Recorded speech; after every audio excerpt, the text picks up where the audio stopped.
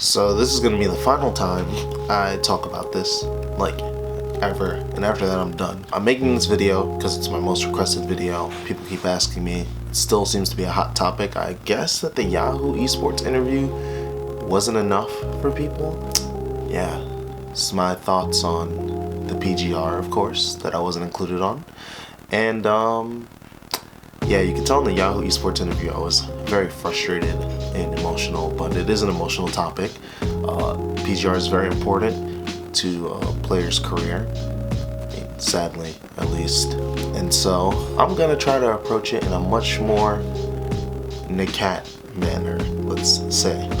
So yeah, here's my thoughts on PGR V2. Now I know things happen in life where you can't make a tournament necessarily, or you can't attend a tournament because you don't have the funds. Traveling is expensive. What we do is very expensive. But the issue with no punishment, or at least being rewarded for missing tournaments, is that you do not give yourself the chance to be upsetted. Now, what this means is that the more tournaments you miss, the less of a chance you have to, score a bad placing, lose to this player that nobody's heard of. You don't give those opportunities, yet you're rewarded when you do finally go to a tournament. And let's say you have one good tournament, you don't have to go to anything else. Therefore, that eliminates any potential of you, suffering from a bad placement or a bad loss, which the PGR actually just seems like it doesn't take into account at all. But we'll talk about that in a second. So there needs to be some sort of, adjustment to the formula where you're not necessarily rewarded for missing tournaments, because that's lame. That's extremely lame. There's no reason why a guy that had one good tournament and didn't go to anything else or got blasted at the next one should be rewarded way more than someone that's had consistent placings over the course of the entire summer of Smash. Placements don't matter a whole lot, actually. You would think they do. They stress how important it is to place well at these premier events. However, why is it that someone can place, 400th place, hypothetically, and still be rewarded more than someone who has gotten 33rd, 17th, 9th? There's something wrong with that. There's something wrong with being able to see a ranking and you can literally side by side compare some of these sheets, of player info and player placements, and you see guys that are in triple digits still being not only put on the PGR, but being put ahead of those who are consistent or have placed better than them, because placements don't really matter. It's more wins. And there's a huge problem with wins holding all of that weight throughout the PGR. That's just another issue I have with it. If you're gonna do a ranking system, make sure you're weighing wins, losses, tournaments that you've been to or missed, and your actual results. All of those need to matter. There are so many people that I've spoken to that that actually think it's a joke that placements actually hold as little weight as they do. This is a big one in my opinion. Why the hell are DQs and forfeiting not being punished? That makes no sense.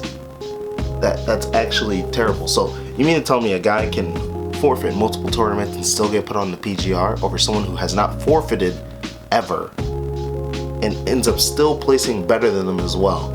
That logic, that formula is terrible. Forfeiting and DQing needs to go punished just as it's punished in tournament or in an actual sport. That doesn't make sense. Why are you not punishing people that forfeit? Why is that not affecting their ranking on the PGR? Why is that not negatively affecting their ranking on the PGR? Why are you allowing them to take themselves out of the tournament? And again, this is almost like missing a tournament, not giving themselves to be beaten properly or giving themselves the chance to be upsetted properly. That makes no sense at all. If I have to wake up, and get ready early in the morning and obey the schedule that the TOs put in place, then why is the guy that isn't doing that getting rewarded? Negating a player's placement value, in my opinion, is illogical on the basis of who they fight. Now, let me explain. Some players will have easier roads to, let's say, you know, a higher place in the bracket than others. But at the same time, you have to realize how much control does the player actually have over who they fight, rather than who's placed in front of them at that given time. You know what I'm saying? So I'm gonna use myself as an example.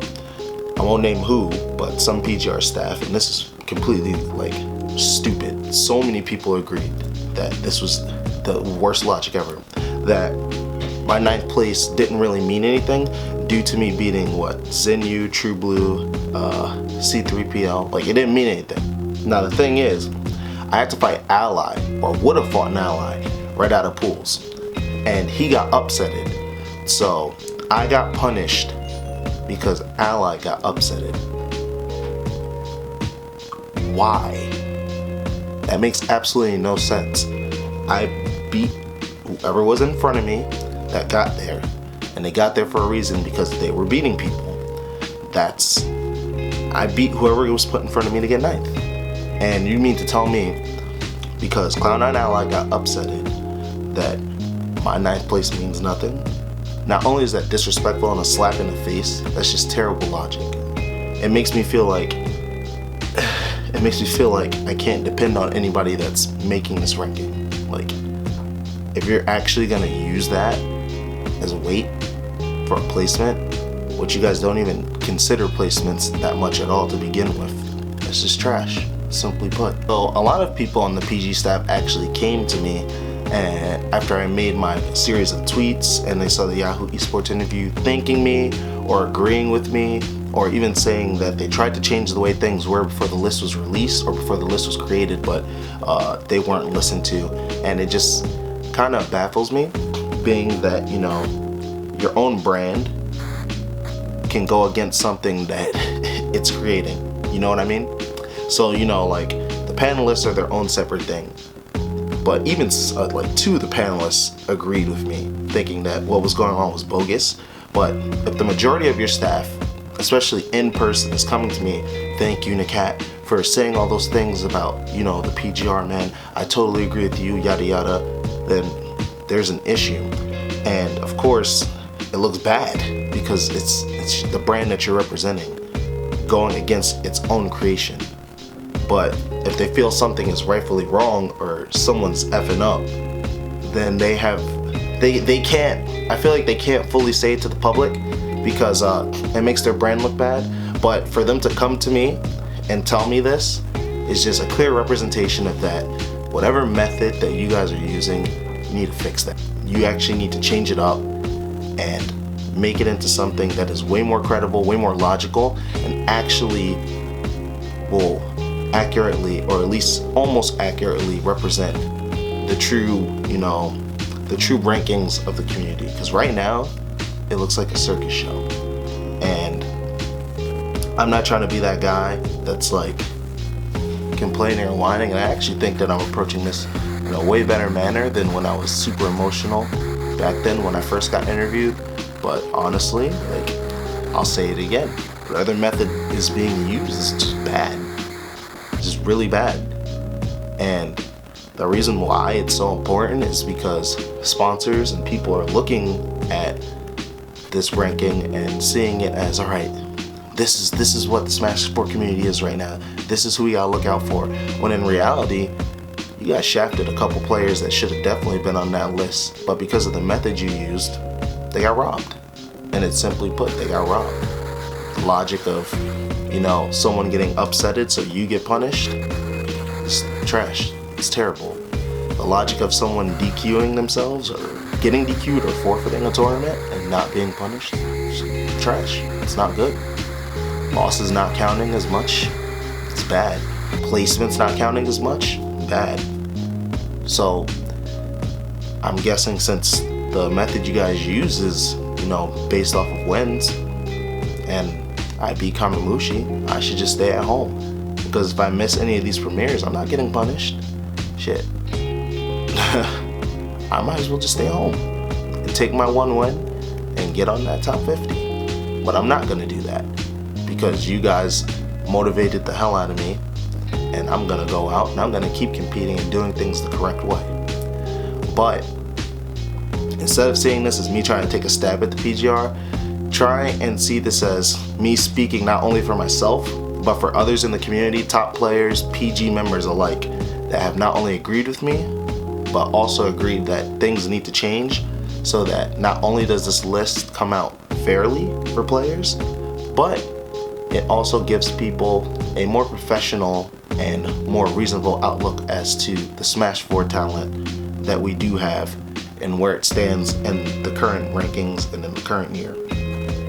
Because things like people losing first round pools, still getting on, things such as like a player going to one tournament and doing well once and then getting on over someone that had consistent placings over the course of the entire Summer of Smash, I just can't sit and accept that. That's just not right.